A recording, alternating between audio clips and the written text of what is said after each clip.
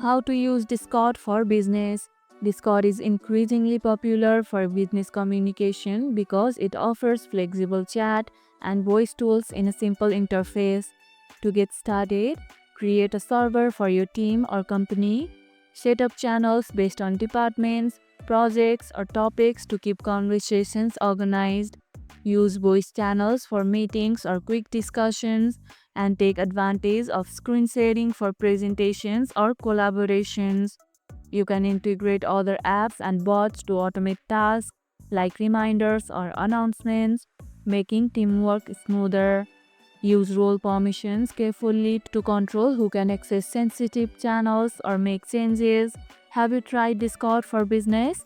Share your experience or questions in the comments below. Discord can be a powerful alternative to traditional business communication tools when set up properly. And if this video helped, hit the like button, share it, subscribe, and leave a comment. Thanks for watching, and I'll see you in the next one.